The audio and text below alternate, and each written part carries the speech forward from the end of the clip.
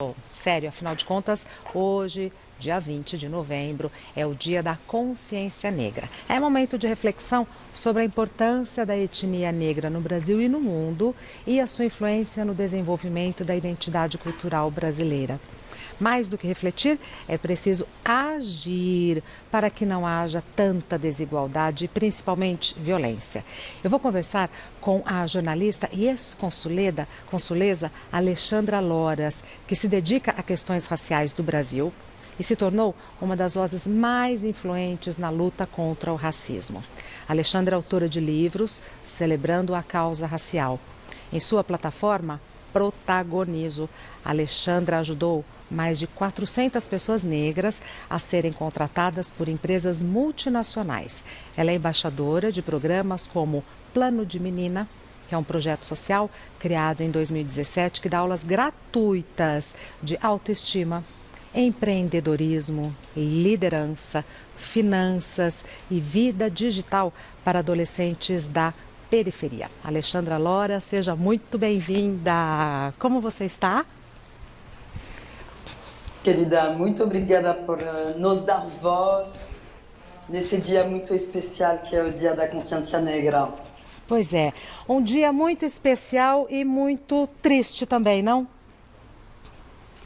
É, com certeza. Muito Com triste. esse episódio, assim, claro que já com essa dor histórica de quase 400 anos de escravidão, que foi realmente a base cultural estabelecida no Brasil, em cima de muitos corpos negros sendo escravizados, estuprados, assim, com tanta falta de dignidade humana. Nós negros faz só 132 anos que somos considerados gente em terra brasileira, então é importante relembrar dessa data. E, infelizmente, morreu mais um jovem negro ontem em Porto Alegre, sendo assim o George Floyd brasileiro, espancado até a morte dentro de um supermercado. E ficou assim muito triste de ver esse genocídio da juventude negra continuar daquela forma totalmente silenciada. Então, muito obrigada hoje por me receber para poder justamente divulgar essa informação. Sim, Alexandra, é um prazer todo nosso te receber, mas para que a gente não fique só na estatística, estamos falando de João Alberto Silveira Freitas, um homem negro de 40 anos que foi assassinado, espancado em Porto Alegre, enquanto a mulher dele pagava as compras. É uma história inacreditável. Inacreditável e tão comum, infelizmente. Os números da Amnistia Internacional, e desculpa por voltar com estatísticas e números, pode voltar. Mas os números da Amnistia Internacional demonstram que o Brasil é o país que mais mata a gente no século XXI. Quase 800 mil jovens negros, por média de 21 anos, morreram entre 2001 e 2015. Então, quer dizer que tem, quando olhamos os números dos Estados Unidos, por exemplo, houve 259 negros sendo mortos pela polícia em 2019. No Brasil é 17 vezes pior. Meu Deus. Foram 4.533 jovens negros mortos pela polícia brasileira. Então, quando nos emocionamos pelo George Floyd, e claro que temos que nos emocionar e achar absurdo, e claro que temos que postar e nos engajar e sair na rua para Black Lives Matter, vidas negras importam sim, temos também que olhar pelo Brasil e entender que aqui é bem pior. Eu só digo assim, eu acho muito importante a gente olhar as estatísticas, olhar os números, mas também falar o nome das pessoas, mostrar o rosto, individualizar. Quem sabe isso sensibilize, já que os números, apesar de gigantescos, às vezes não conseguem escancarar uma realidade que é a nossa realidade em todos os lugares, mas principalmente na periferia, que é mais cruel, né, Alexandra? Obrigada, e realmente o nome não tinha chegado a mim até agora, então você como jornalista, somos colegas. Sim. As pesquisas chegaram para justamente assim, divulgar o nome desse homem, de família, irmão, filhos, Cidadão. casado, cidadão, sendo assim morto dessa forma e com pessoas filmando no entorno e normalizando essa forma realmente de matar tantas vidas negras no Brasil e sem passar assim, sem ser assim, julgado. Eu acho que é triste ver que só 8% desses casos são resolvidos. Sim. De todos esses homicídios, desses 800 mil homicídios que aconteceram no século XXI e que faz o Brasil ser o país que mais mata a gente, 2 a 3 vezes mais que na guerra da Síria e da Líbia.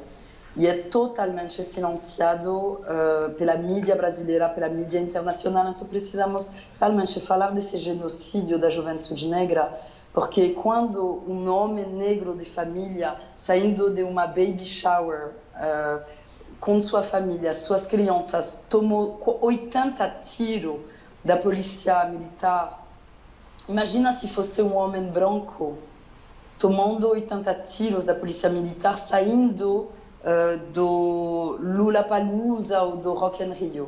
O Brasil pararia, estaria de luto. Mas não, quando é um negro, não estamos de luto. Quando é um negro, não estamos parando o mundo. Temos que realmente perceber que a solução é muito fácil de implementar. Quando olhamos pelo Covid, assim, por o fato de tocar pessoas da alta liderança mundial, como o príncipe da Inglaterra, como o primeiro-ministro da Inglaterra, paramos o mundo inteiro pelo Covid.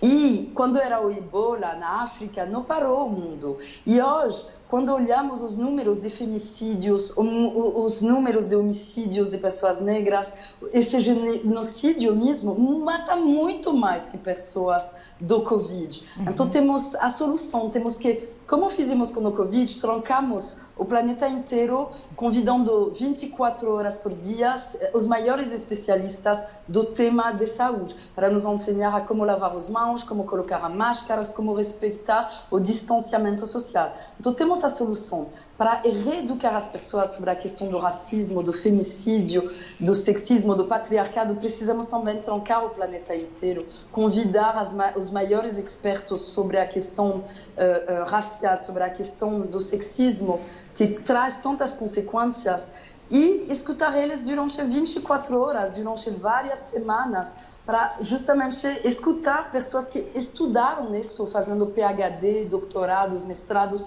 sobre aquelas temáticas, para repensar nosso mundo. Exato. Porque, com certeza, hoje, o branco de hoje não é responsável por o que aconteceu ontem com a escravidão, como o alemão da nossa geração querida não é responsável pelo Holocausto que matou 6 milhões de judeus. Sim. No Holocausto do Hitler, mas somos todos responsáveis para repensar nosso mundo, Concordo. Nos tornar aliados e agentes da transformação. Concordo, e eu acho que muito disso passa pela maneira como a história é contada, inclusive eu estou falando só do Brasil, pela maneira como a gente entende a nossa miscigenação, e eu sei que você se dedica a esse assunto. Eu preciso parar um minutinho, mas na volta eu quero que você fale dos seus projetos, Alexandra. Tá bom, fica aqui. Ô, Alexandre, nós nos encontramos em São Bento do Sapucaí, num evento da Turma do Bem, que você deu uma palestra maravilhosa. Ao final da palestra, as pessoas aplaudiram a Alexandra de pé. Foi super emocionante, não me esqueço desse dia, Alê. Ai, obrigada. Sim, não, foi muito foi muito especial. Lindo. Já volto para a gente continuar batendo papo.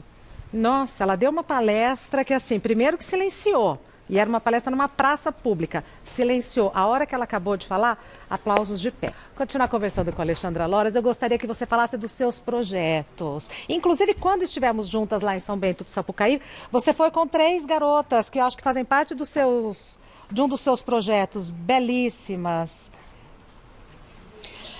O plano de menina que criamos com a Viviane Duarte, hoje eu sou, assim, atuo como do projeto, mas isso me deu a certeza que tínhamos que dar luz para todos esses negros que entraram nas universidades pelas cotas nesses 10 últimos anos, e houve um aumento de 350% de negros nas universidades brasileiras nesses anos. Então, quando montei a plataforma Protagonizo, era para justamente ajudar os RHs a contratar talentos e entender que quando se escuta muito no Brasil, mas o problema é a educação, mas o problema é econômico-social. Eu não acredito nisso. Acredito que, com certeza, uma educação melhor seria ótima. Também a questão de desigualdade, o Brasil está no segundo lugar em termos de concentração de renda depois do Catar. Mas, quando olho para os negros que têm doutorados, que fazem parte também, os que falam vários idiomas, que fazem parte da classe A, continuam sofrendo racismo. Então, fiz um documentário e mandei para vocês o trailer para assistir. E hoje estamos liberando o dia inteiro no YouTube do Inconsciente Revelados, porque estamos indo competir para vários festivais, como Sundance, o Festival de Cannes, o Urso de Berlim. Então, não podemos mostrar. Então, é só uma pré-estreia hoje para o Dia da Consciência Negra. O objetivo dentro desse filme é poder entrevistar ministras negras, deputadas negras, juízas federais negras, pessoas intelectuais e acadêmicos negros contando as histórias deles através do viés inconscientes e a crueldade que é o racismo, e mostrando realmente um outro olhar sobre a apartheid brasileira, sobre a segregação que opera de forma muito sofisticada no Brasil, porque eu acho ela muito mais cruel que na África do Sul ou nos Estados Unidos, porque ela continua de forma sofisticada, que as pessoas têm ainda dificuldade de abordar esse tema. Sem dúvida. Que é tudo mimimi, Exato. que é vitimismo, quando é uma violência escancarada em cada cantinho do Brasil. O racismo estrutural. E é dissimulado, né? E é dissimulado, então fica difícil de você apontar, de você apalpar, porque vem ali de um jeito muito perverso. É muito complicado. Sim. Eu concordo com você. É justamente isso, assimilado. Não precisa ter uma placa na frente do Iguatemi para dizer que para os brancos, o negro sabe que quando ele vai lá, ele vai ser mal atendido. Então, ele não vai procurar esses lugares. Então, é tão feito de forma sutil e subliminar que até mesmo o uniforme branco da babá, assim, as pessoas acham que isso do mundo medical, quando a verdade vem do mundo da escravidão. Quando as negras que trabalhavam na casa grande tinham a obrigação de se vestir de branco para se diferenciar dos escravos que trabalhavam no campo. Então, hoje ainda, esses clubes como Pinheiro, todos esses clubes da elite que obrigam as mulheres negras a se vestir de branco para justamente dizer que elas não pertencem a esse mundo, elas estão só naquele lugar numa função servicial. Então, imagina, o mundo inteiro tem babás e funcionárias que estão vestidas como querem, vestidas como você e eu. Temos que evoluir e entender atitudes desatualizadas, comportamentos ultrapassados, e entender que o Brasil precisa evoluir sobre a questão da escravidão. Ainda tem uma escravidão muito forte quando olhamos realmente os números econômicos. O Brasil é a 9ª potência mundial, já foi 7ª, é um dos países mais ricos do mundo. Então, em termos de desenvolvimento, se olhamos já os países do G20, a média salarial de um país do G20 é R$9.000 por mês. Então, é um absurdo que o Brasil tivesse um salário mínimo de R$1.200 por mês. O Brasil é um país do G20, é um dos países mais ricos e mais sempre fala de crise, mora no coletivo, no imaginário coletivo da escassez, quando assim, mais rico do continente. Minha querida, muito obrigada por falar conosco nesse dia que eu imagino que não deve estar sendo fácil e um dia que você deve estar soberbada de solicitações. Muito obrigada. Eu vou reforçar que está sendo lançado o documentário Inconscientes Revelados, um panorama das questões raciais no Brasil, dirigido por ela, Alexandra Loras. Hoje tem pré-estreia gratuita do filme no YouTube. Inconscientes Revelados. A Alexandra Loras é maravilhosa, inclusive no Instagram. O Instagram dela é Alexandra Loras, do jeito que fala e do jeito que está escrito lá em cima. Minha querida, prazer enorme sempre ter o privilégio de te ouvir. Até breve. Merci beaucoup. Até breve. Até.